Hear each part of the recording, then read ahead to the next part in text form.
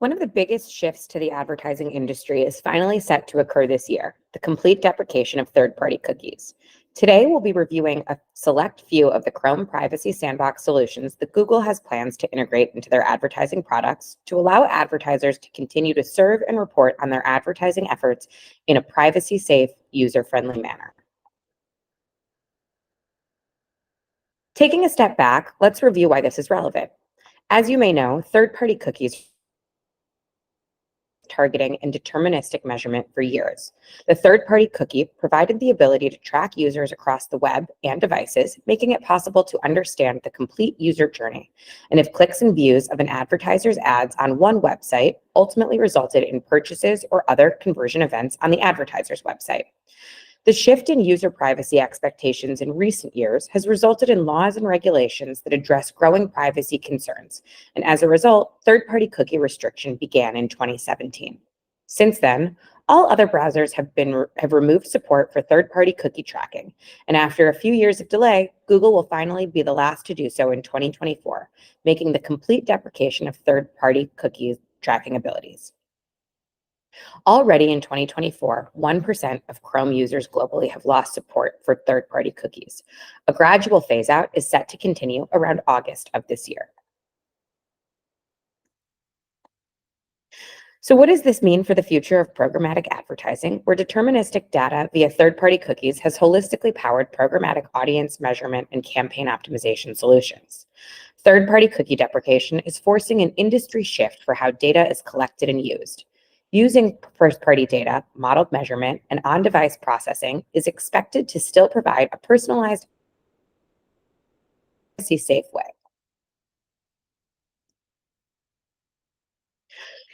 Google is in a unique position where it provides both an internet browser, Chrome, and programmatic advertising platforms like Campaign Manager 360 and Display and Video 360.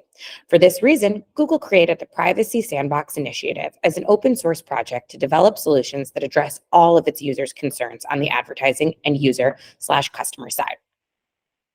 The ultimate goal of Privacy Sandbox is to reduce cross-site and cross-app tracking in order to protect user privacy, while still giving publishers, developers, and advertisers what they need for their business.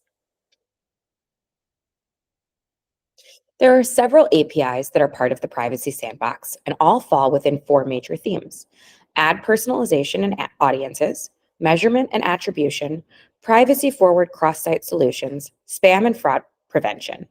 The bolded pink APIs are what we'll review today.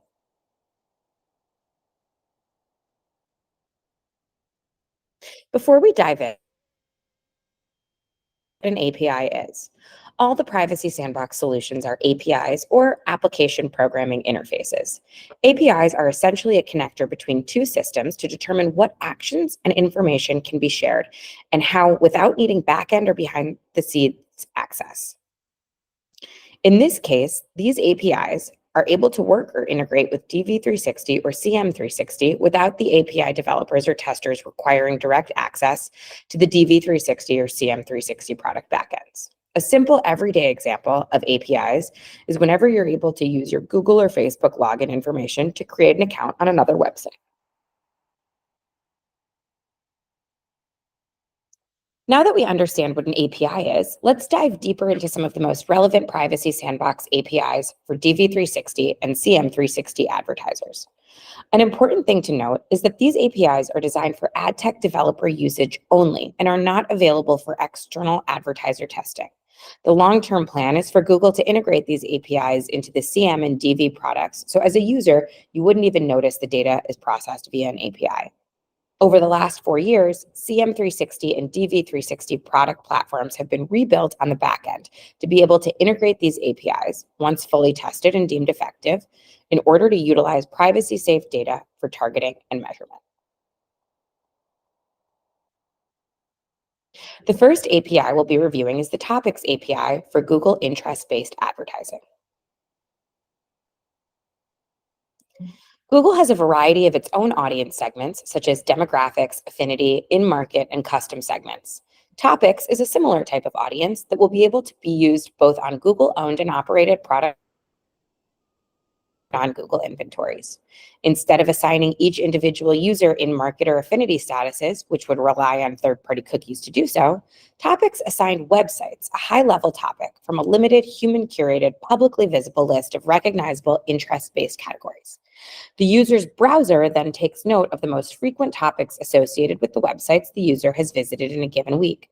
The browser does not collect the specific websites the user is visiting, just the topic of could be visiting ESPN.com, but the browser will only capture what the topic of the website is, such as sports. Then 3 topics total, 1 topic from each of the past 3 weeks, are shared with the advertising partners to show the user more relevant ads without needing to know the specific sites the user has visited.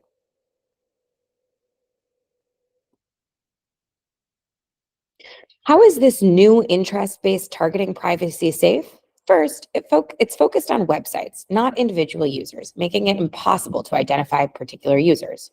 Even more so, the API doesn't even collect individual website addresses, just the topic classification. The data is all processed on the user's device within their browser, so no identifiable information is shared outside the device or with any third parties. Chrome users will also be able to see the topics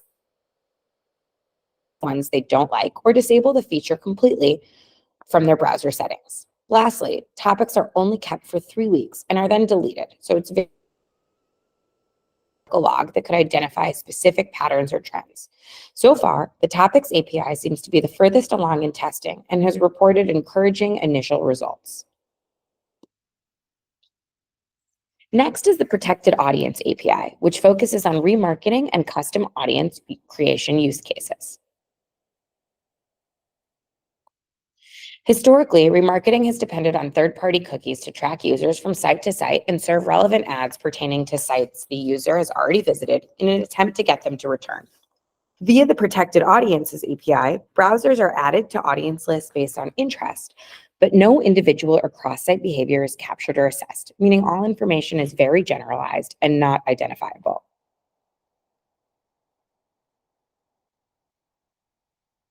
Communication is only between the user's browser and an advertiser's website, but no identifiable information is exchanged.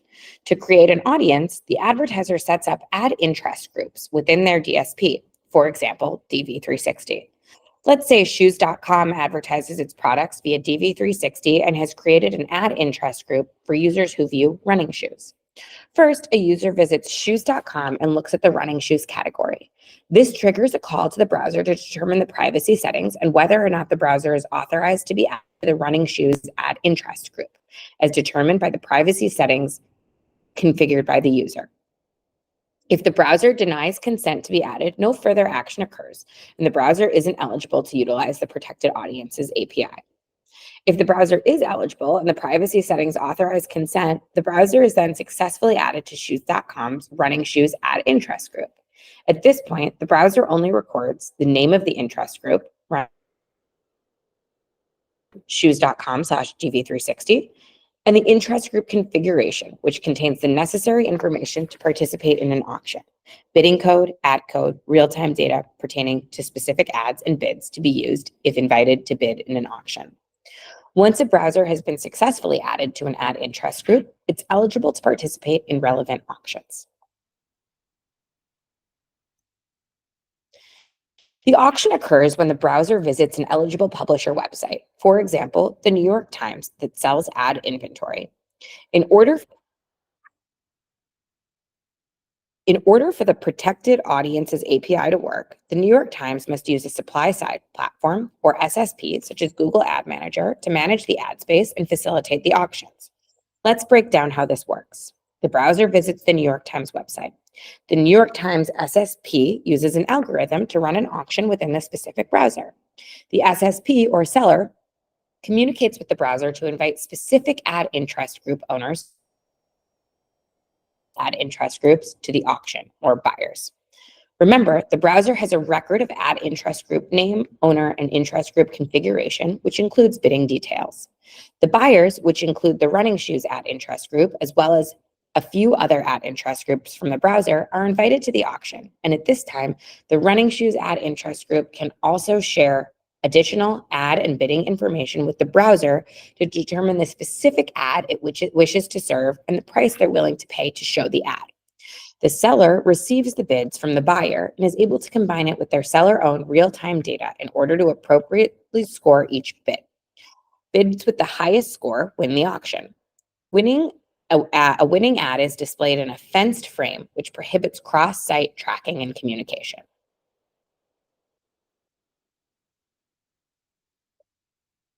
There are many attributes that make the protected audiences API privacy safe. First, specific sites are no longer stored or shared, and instead browsers are added to the interest groups. All data is collected and stored within the browser, meaning no data is leaving the user's device. The auction is also done completely within the browser, meaning nothing is sent to Google servers. Only selected interest groups the browser is a member of are invited to participate in auctions. The browser and its user must consent to be included in an ad interest group. Lastly, the website's visited advertiser, publisher, and their ad tech platform, DSP or SSP, cannot learn about the ad user's ad interests. This particular Privacy Sandbox API is still collecting results, but based on recent Google webinars, there's some confidence that the Protected Audience API will end up being integrated into DV360.